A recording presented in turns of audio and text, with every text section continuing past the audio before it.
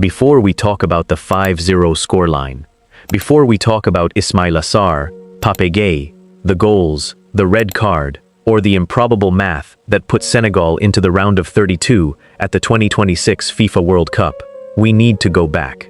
Back to January. Back to a final that turned into a civil war. Back to the moment a team walked off a pitch, a trophy was stripped, and an entire nation was handed nothing but doubt.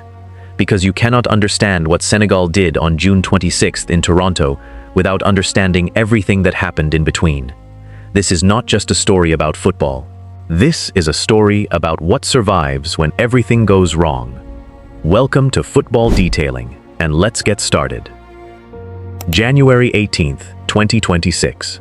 Rabat, Morocco. The Africa Cup of Nations final. Senegal and Morocco. Two giants, one trophy.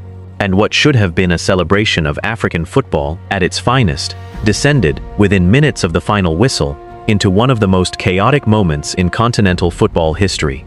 Deep in stoppage time, still goalless, the tension wound tight like a coil. A penalty was awarded to Morocco. A VAR review, a foul by El Hadji Malick Diouf on Brahim Diaz. The Senegalese players erupted. Their coach, Pape Thiaw, made a decision that would alter the course of his country's football history. He waved his players off the pitch. They walked. They disappeared down the tunnel, while Brahim Diaz stood over the ball, waiting. For 14 minutes, the stadium held its breath. When Senegal eventually returned, Diaz's penalty was saved. Senegal won 1-0 in extra time, and the Teranga Lions were crowned African champions. Or so they thought. Because what followed was not celebration. What followed was a disciplinary machine that ground everything to dust.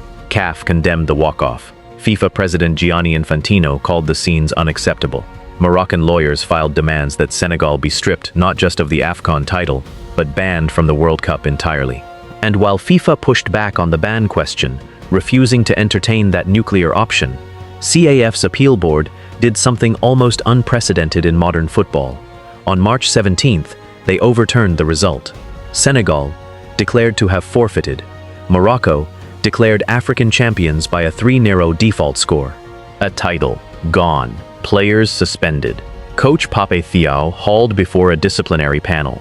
The Senegalese Football Federation, facing fines that ran into the millions. And the nation watching, furious, as their appeal to the Court of Arbitration for Sport crept forward without a resolution. This was the team that boarded a plane to North America. Not champions, not celebrated. Carrying a controversy like a stone tied around their necks, with every opponent, every pundit, every neutral watching to see if it would pull them under. Group I, France, Norway, Iraq, and Senegal. On paper, a brutal draw. In reality, a group that asked Senegal a question before a single ball was kicked. Do you have what it takes, after everything, to still compete at the highest level? June 16th, MetLife Stadium, New Jersey. 80,545 people in the stands. And Kylian Mbappe across the pitch. Senegal were actually the better side in the first half. Nicholas Jackson rattled the post. Ismaila Sarr carved open space and fired a golden chance straight over the bar in stoppage time. They had France rattled, the world's second-ranked side, playing in their own shadow, unable to find a rhythm against the Lions of Teranga's press. And then the halftime whistle blew. Didier Deschamps switched Dembélé and Olise. France came out reborn. And in the 66th minute, Mbappe met a precision pass from Olise and buried it low and hard. France's all-time top scorer, 58 goals, history made, on a night that was supposed to be Senegal's. Barcola added a second. 18-year-old substitute Ibrahim Mbaye pulled one back for Senegal in stoppage time, and for one beautiful second, there was hope. Then Mbappe ended it. A thunderbolt from 30 yards, into the top corner. 3-1. Game over. Senegal were not outclassed. They were reminded, cruelly, that at this level, the margins are everything.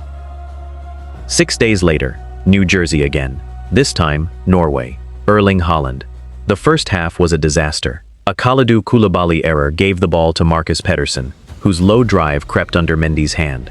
Then Martin Odegaard threaded a pass through the Senegalese defense in the 48th minute, and Haaland, who needed no second invitation, buried it. 2-0. Norway were ruthless. Sarr pulled one back. a lovely, composed finish after a Sadio Mane flick. There was life, there was belief. And then Koulibaly, their captain, their rock, switched off at the back post, and Haaland steered a volley off the crossbar and in. 3-1. The game was dead. Sarr scored again in the dying seconds to make it 3-2. But Senegal knew. Norway held on, and the brutal arithmetic of the group stage was laid bare. 0 points, 0 goals from open play. A goal difference of -3. 1 game left, against Iraq, a team equally pointless, equally desperate. Win and hope. That was all that remained. Senegal had arrived in North America, haunted by what happened in January. Now they were staring at elimination in June. Their World Cup, everything they had endured, everything they had been put through, it could all end in Toronto on a Friday afternoon. June 26th, Toronto Stadium, Senegal versus Iraq, the last chance.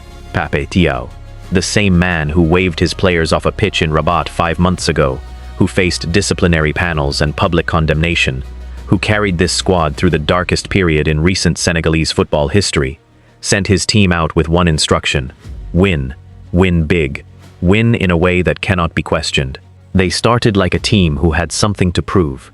In the 4th minute, a corner routine ended with Habib Diarra turning the ball home from close range, 1-0. And then, in the 13th minute, Iraq defender Rebin Sulaka pulled back Sadio Mane, clear on goal, bearing down on the goalkeeper.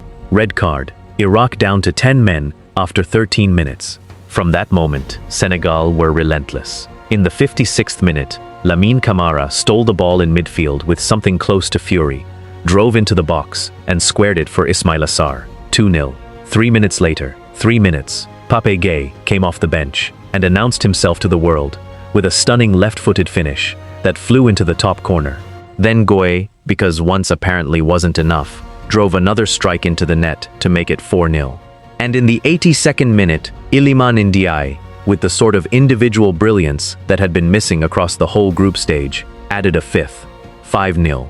Senegal 5, Iraq 0. The first African team in history to score 5 goals in a single World Cup match. Ismaila Sarr, with 4 goals across the group stage, Senegal's top scorer in World Cup history, moving ahead of the legendary Papa Bouba Diop, who made the world stop in 2002. Pape Gueye, a substitute, becoming the first Senegalese player to score twice as a sub at a World Cup, and a statistical model giving them a 96% chance of advancing to the round of 32 as one of the 8 best third-place teams. They had done everything asked of them, and then some. So where does this leave us? Senegal are in the round of 32. As it stands, a potential meeting with England in Atlanta on July 1st awaits. The same England side that dismantled Senegal 3-0 in the 2022 World Cup last 16, a night that left African football with unfinished business. If that rematch materializes, you will not find a neutral who does not want to watch it. But here is what matters more than the opponent. Here is what the past week has actually told us about this Senegalese team.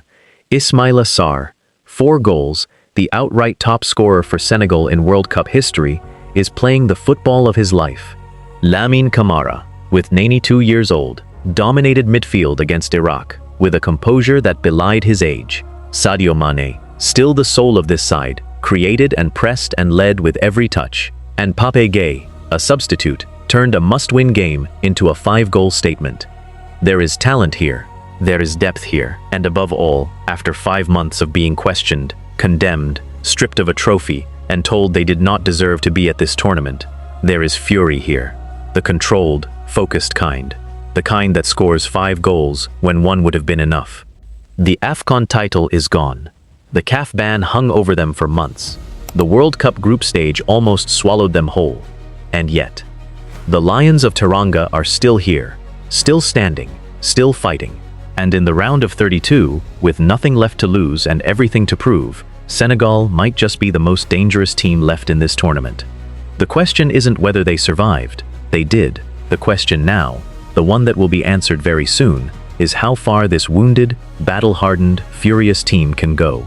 That's it for today. If you found value in this video, drop a like, hit subscribe, and let us know in the comments. How far do you think Senegal go from here? Can they reach the quarterfinals? Can this squad, carrying all of this weight, go even further. Football detailing. We'll see you next time.